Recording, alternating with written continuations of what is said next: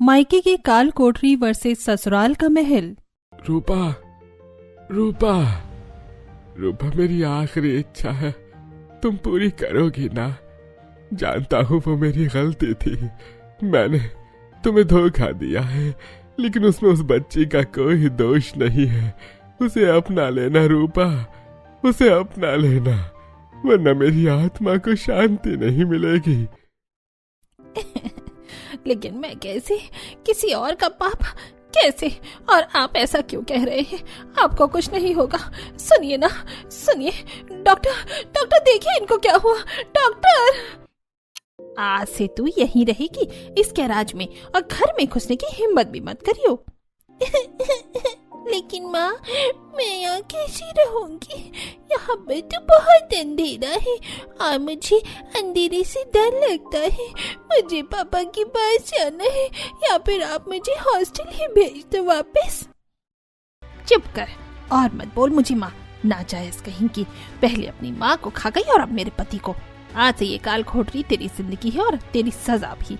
रामू, इसे गैरेज में पटक दे और ताला लगा दियो। लेकिन माँ, मुझे बहुत डर लग रहा है, यहाँ पे बहुत अंधेरा है माँ, मुझे आपके साथ रहना है माँ। खोलो माँ, मुझे बाहर निकालो माँ। अब आप सोच रहे होंगे कि एक माँ आखिर इतनी क्रूर कैसे हो सकती है। दरअसल रुचि किशोर जी की नाजायज बेटी थी, जिसकी माँ उसे जन्म देते ही मर गई थी, और आज किशोर जी भी उसकी जिम्मेदारी अपनी पत्नी रूपा को देकर उसे छोड़कर चले गए, और रूपा जी ने रुचि की जिंदगी एक काल कोठरी में बंद कर दी। 15 साल बाद आधी रात को गैराज में। हे भगवान, अब ये बारिश कैसे हो गई? आज फिर इसमें पानी भर जाएगा। आज तो ठंड भी कितनी है। फिर से मुझे गाड़ी के ऊपर ही चढ़कर सोना पड़ेगा, और फिर से माँ सुबह मेरी पिटाई करेंगी। एक तरफ रुचि जी गैराज की काल कोठरी में कीड़े मकोड़े और बारिश के पानी से जूझ रही थी, वहीं दूसरी तरफ अपनी बड़ी सी हवेली में। अरे वाह, बारिश हो रही है, ठंड भी बढ़ गई है। देबू और ईशा, बेटा खुद का ख्याल रखना और मेक श्योर कि रूम हीटर ऑन करके रखना, वरना बीमार हो जाओगे। हाँ माँ, आप बेकार में टेंशन लेती हो, वी विल मैनेज। चलो रात बहुत है, सोने चलते हैं। अग्रवाल मेंशन में सब चैन से सोने के लिए अपने अपने कमरे में चले जाते हैं, लेकिन रुचि मम्मी पापा, आप मुझे यहाँ पर क्यों छोड़ गए? कितने मच्छर, कीड़े मकोड़े, अंधेरा और अभी बरसात का पानी। मेरे सारे बिस्तर भी गीले हो गए हैं, और 2 दिन से तो माँ ने कुछ खाने के लिए भी नहीं दिया। पता नहीं मैं जिंदा भी बचूंगी या नहीं। रुचि कार के ऊपर बैठी हुई अपनी किस्मत को कोस रही होती है। रुचि की जिंदगी पिछले 15 सालों से इसी काल कोठरी में बीत रही थी। वो रात तो जैसे तैसे बीत जाती है, लेकिन अगली सुबह।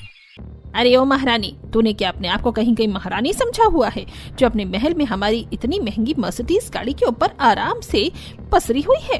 तुझे कितनी बार समझाया है कि गाड़ी के ऊपर चढ़कर मत सोया कर। वो माँ, बारिश की वजह से पूरे गैराज में पानी भर गया था, और मेरे सारे बिस्तर भी गीले हो गए, और रात को कीड़े मकोड़े और बिच्छू भी निकल आए थे। इसी वजह से मुझे डर लग रहा था, और मैं गाड़ी के ऊपर चढ़कर सो गई। अच्छा, और ये जो गाड़ी गंदी कर दी है, इसे क्या साफ करने के लिए तेरी मरी हुई माँ आएगी? तुम हमेशा मेरी माँ को बीच में क्यों ले आती हो? मैं कर दूंगी ना साफ। चल जल्दी साफ कर इसको, वरना तुझे आज रोटी नहीं मिलेगी। रुचि तेज तेज हाथ चलाकर जल्दी जल्दी गाड़ी को साफ कर देती है, और उसके बाद रूपा जी अपने दोनों बच्चे देवेंद्र और ईशा के साथ गाड़ी में बैठकर चली जाती हैं, और रुचि को फिर से गैराज में बंद करके ताला लगा देती हैं। अगले दिन आरजे ऑफिस में। क्या कह रही हो ईशा? मुझे नई स्टोरी चाहिए लॉन्चिंग के लिए, क्योंकि आप हमारे व्यूअर्स उतने इंटरेस्टेड नहीं हैं, इसीलिए तुम कुछ नई स्क्रिप्ट लिखो जो पहले की तरह ही एकदम इंटरेस्टिंग हो। हाँ भैया ठीक है, मैं आपको आज रात को या कल तक की स्क्रिप्ट दे दूंगी। इस बार कुछ नई स्टोरी और कुछ नए सॉन्ग्स लिखने वाली हूँ मैं। वेरी गुड, मेरी बहन कितनी ज्यादा टैलेंटेड है, तुम्हारी वजह से ही ये आरजे कंपनी चल रही है मेरी बहन। दरअसल देवेंद्र अपने पिता का ही आरजे रेडियो स्टेशन संभाल रहा था, और उसे लगता था कि ईशा अपने हर बार अपनी लिखी हुई नई स्टोरी और लिरिक्स देती है, लेकिन रुचि, अरे ओ रुचि, मेरी बात सुनो। हमारे पास अब नई स्टोरी और गाने खत्म हो गए हैं, तो अब तुम्हें कुछ नई स्टोरी और गाने लिखने हैं। चलो पहले चलकर खाना खा लो और फिर जल्दी से मुझे लिख कर दे देना। कितनी मतलबी हो ना तुम। जब भी तुम्हें नई स्क्रिप्ट चाहिए होती है तब तो मेरे पास आ जाती हो, और वैसे मैं यहाँ इस काल कोठरी में सड़ती रहती हूँ, तो मैं चिंता तक नहीं होती। मेरी प्यारी बहन, तुम तो बुरा मान गई। चलो मेरे साथ चलो, आज तुम्हें पेट भरकर खाना खिलाऊंगी। ईशा रुचि को अपने साथ अपनी हवेली में लेकर जाती है और वो डाइनिंग टेबल पर बैठाकर ताजा ताजा गर्म खाना खिलाती है। खाना खाते हुए पूरे 3 महीने बाद आज मुझे उस काल कोठरी के बाहर आने का मौका मिला है और इतना अच्छा खाना मिला है, वरना तो ये लोग मुझे 3-3 दिन तक भूखा ही रखते हैं और उसके बाद भी पता नहीं कितने दिनों का बासी खाना खिलाते हैं।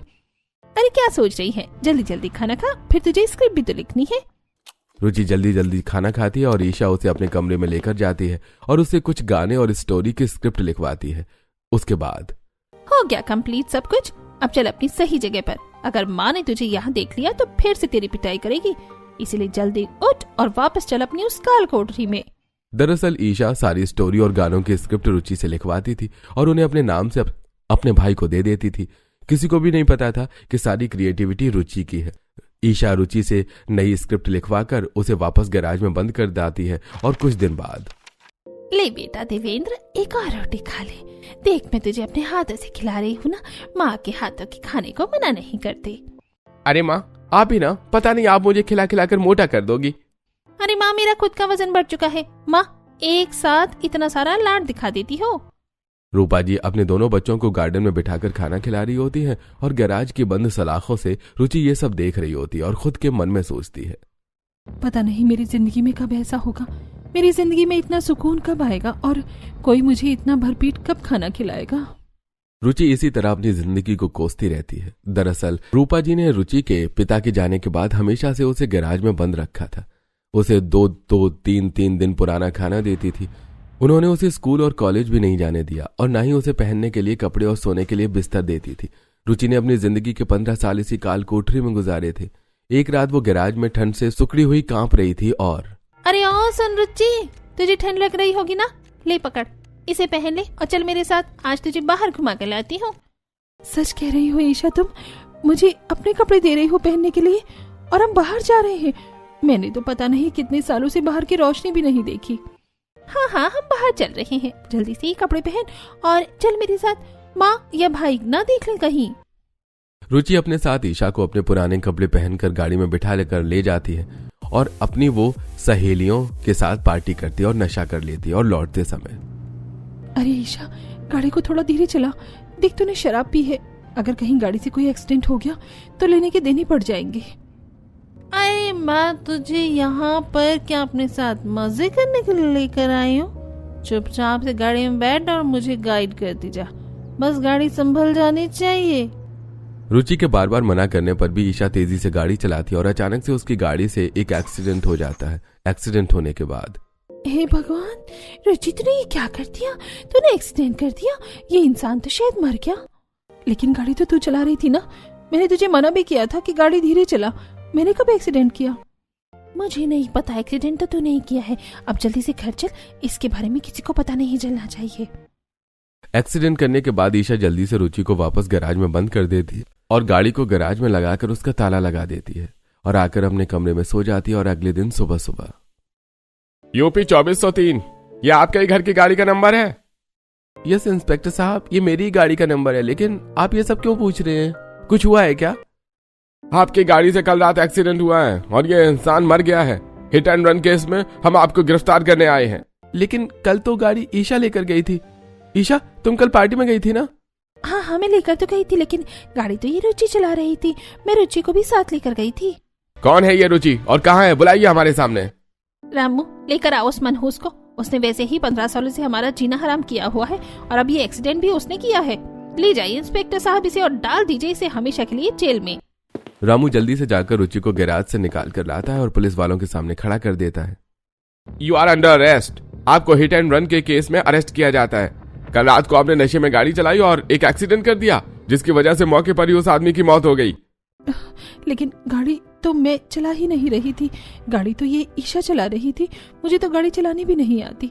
आप चाहे तो किसी से भी पूछ लीजिए। ये बात तो सही है, रुचि को तो गाड़ी चलानी आती ही नहीं है। इसे तो हमने पढ़ने लिखने ही नहीं दिया। गाड़ी चलाना तो बहुत दूर की बात है। तो क्या सच में ईशा ने?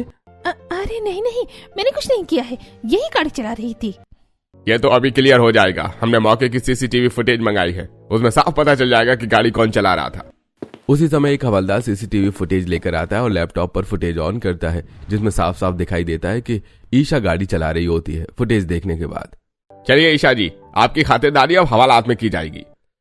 लेकिन मैं अपनी बहन की जमानत कराता हूँ। आप बताइए कि इस केस को बंद करने के लिए विक्टिम की फैमिली को कितना पैसा देना है, और क्या वो केस बंद करने के लिए तैयार है? विक्टिम की फैमिली 20 लाख रुपए की मांग कर रही है। अगर आप उन्हें 20 लाख रुपए देते हैं तो अपना केस वापस ले लेंगे। ठीक है, मैं 20 लाख रुपए देने के लिए तैयार हूँ, लेकिन मेरी आप बहन को अरेस्ट मत कीजिए। देवेंद्र 20 लाख रुपए देकर समझौता कर लेता है और ईशा को जेल जाने से बचा लेता है। पुलिस इंस्पेक्टर के वापस जाने के बाद, क्यों री, मैंने तुझे कहा था ना कि तू इल्जाम को अपने ऊपर ले लेना। तुझे तो वैसे भी काल कोठरी में रहने की आदत है। यहाँ भी तो तू बचपन से ही काल कोठरी में रह रही थी। जेल में भी तुझे काल कोठरी में रहना पड़ता, कम से कम वहाँ तुझे 2 टाइम का खाना तो मिलता। लेकिन मैं तुम्हारा जुर्म अपने ऊपर क्यों लूं? मैंने बचपन से सब कुछ सहा है, लेकिन मैं तुम्हारा इल्जाम अपने ऊपर नहीं लूंगी। अगर तू इल्जाम अपने ऊपर नहीं ले सकती तो तुझे इस घर में रहने की भी कोई जगह नहीं मिलेगी। तेरी वजह से आज मेरी बेटी जेल जा सकती थी। बचपन से तुझे पाल पोस कर इतना बड़ा किया और तू हमारे बच्चों के लिए इतना भी नहीं कर सकती। चल निकल जा मेरे घर से।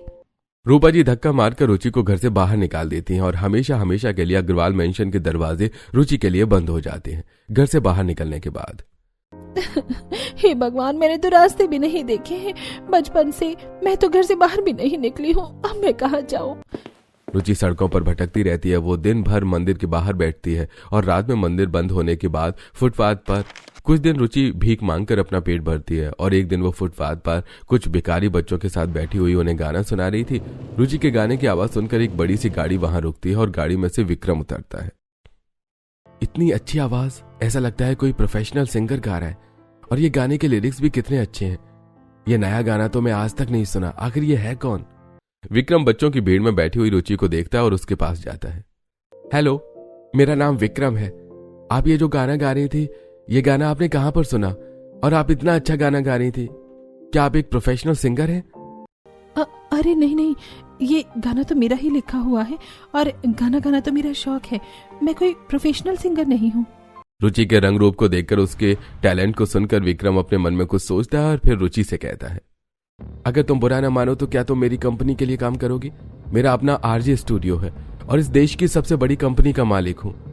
मैं चाहता हूँ कि तुम मेरे स्टूडियो में एज एन आरजे काम करो और बदले में तुम जितनी कीमत चाहोगी उतनी कीमत मैं तुम्हें दूंगा।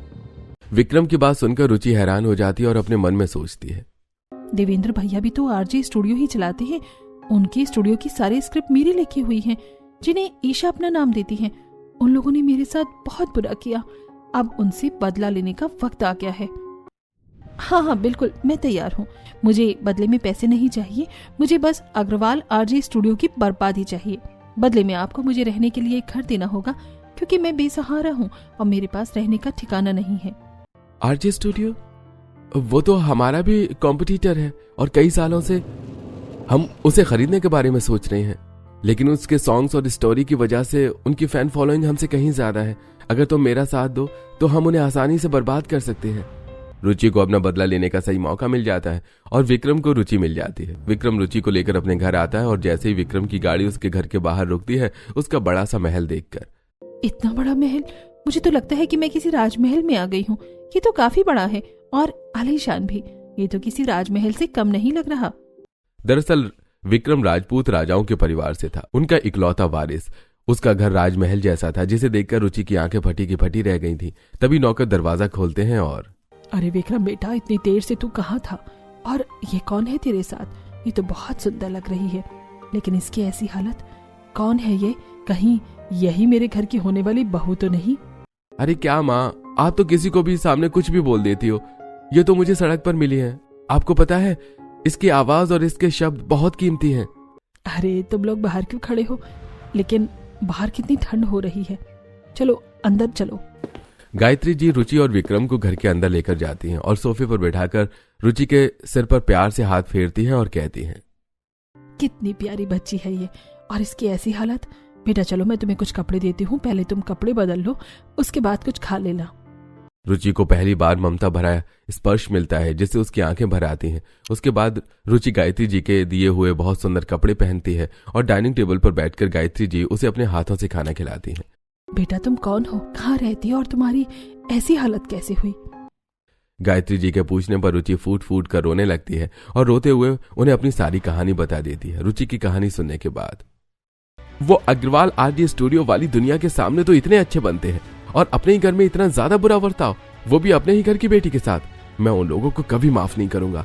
रुचि देखो, बुरा ना मानो तो मैं तुमसे एक बात कहना चाहता हूँ। जी हाँ, कहिए। देखो, मैं तुम्हें अपने स्टूडियो में काम करने के लिए पहले ही ऑफर कर चुका हूँ, लेकिन तुम्हें देखकर मुझे ऐसा लगता है हमारे इस राजमहल को तुम्हारी ही जरूरत थी। आज तक माँ मेरे लिए बहुत सारे रिश्ते देखे, लेकिन सभी एक से बढ़कर एक लालची थे। उन्हें मेरी दौलत से मतलब था, लेकिन मुझे ऐसा लगता है कि तुम इस घर को, उसकी विरासत को संभाल सकती हो और मुझे तुम पहली ही नजर में पसंद आ गई थी। क्या तुम इस घर की बहू बनोगी? विक्रम बेटा, तूने मेरे मुंह की बात छीन ली। मैं अभी रुचि से यही कहना चाहती थी। क्या सच में मेरी किस्मत मुझ पर इतनी मेहरबान है? उस मायके की कालकोठरी से निकलकर क्या मैं सच में इस महल की रानी बन सकती हूँ?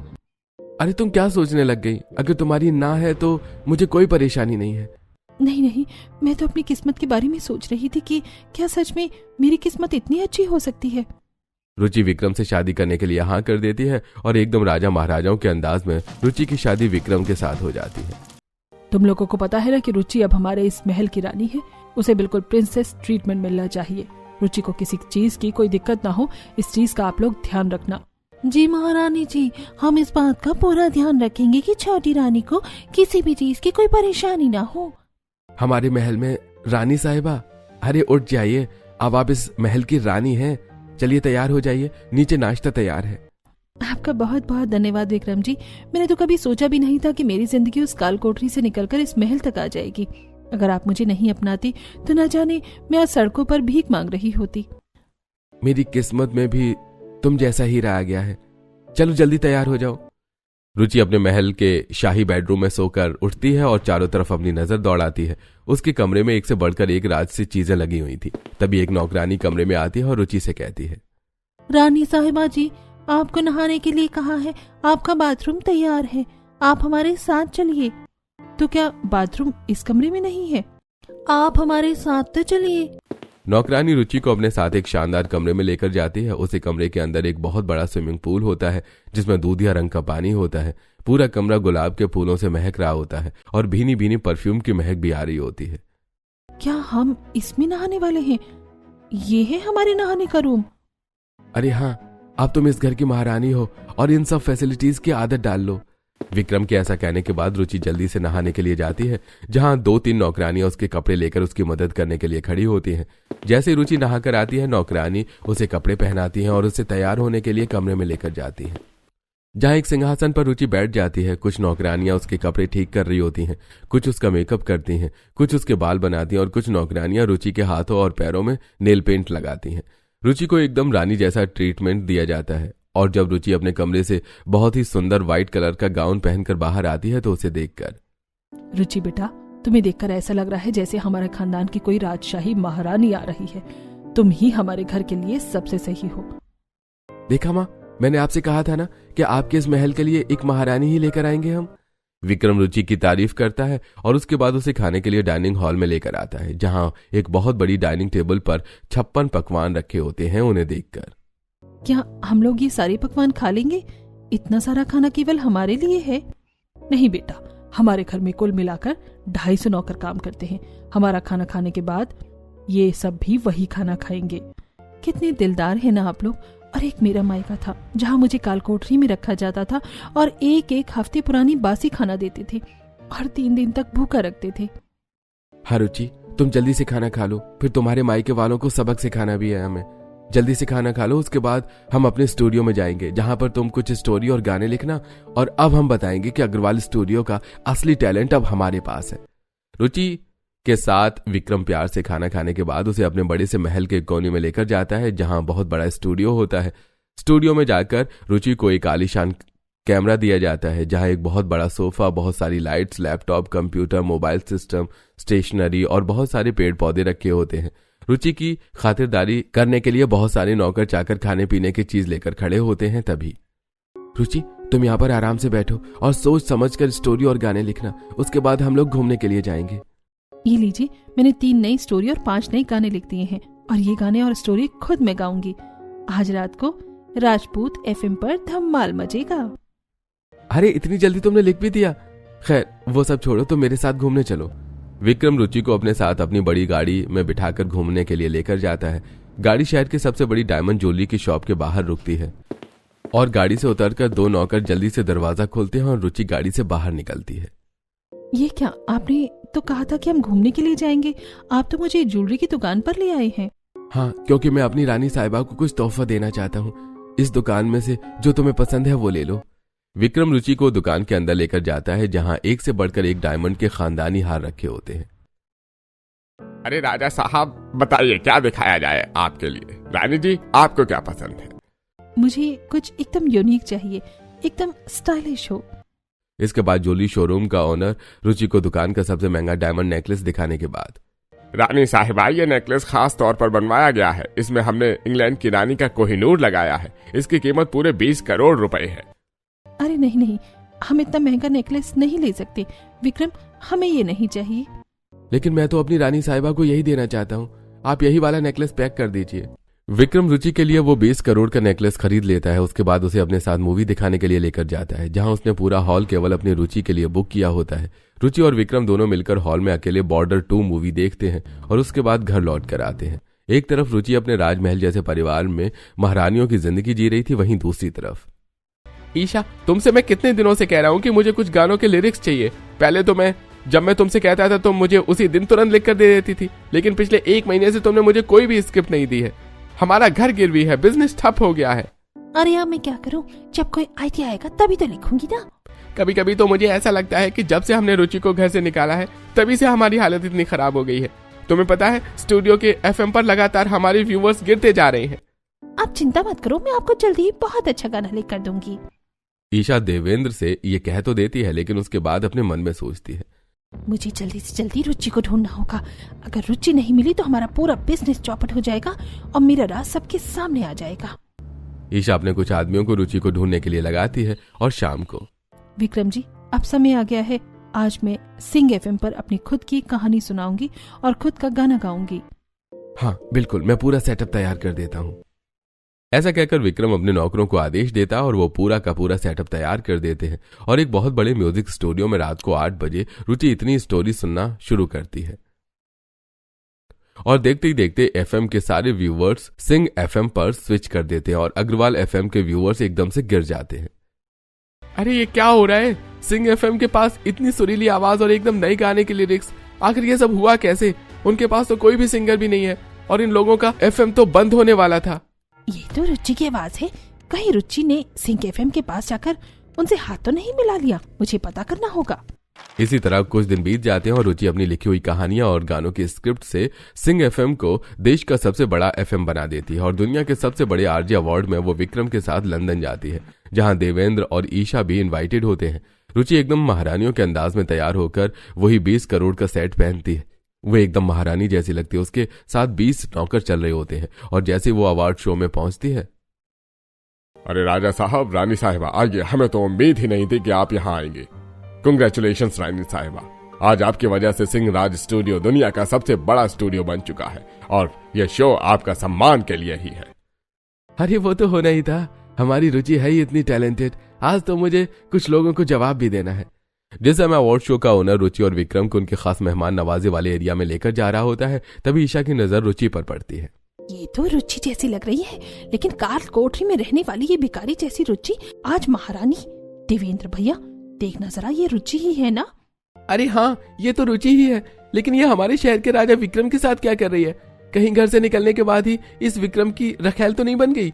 देवेंद्र जब रुचि के बारे में ये शब्द बोल रहा होता है तभी विक्रम का एक नौकर सुन लेता है और देवेंद्र के कान में जाकर बताता है। तभी विक्रम लंदन में उसे कॉन्सर्ट की स्टेज पर जाकर खड़ा होता है और माइक हाथ में लेकर कहता है, hello ladies and gentleman, proudly I like to introduce you all our queen of sing palace और owner of sing studio, Shrimati Ruchi Vikram Rajput. आज हमारे स्टूडियो दुनिया का सबसे बड़ा स्टूडियो बन चुका है, लेकिन केवल रुचि की वजह से। इससे पहले रुचि अग्रवाल एफएम के लिए लिखती थी, लेकिन उन्होंने न कभी इसे मान सम्मान दिया, न कभी कद्र की। लेकिन आज इसकी वजह से सिंह स्टूडियो बुलंदियों पर है।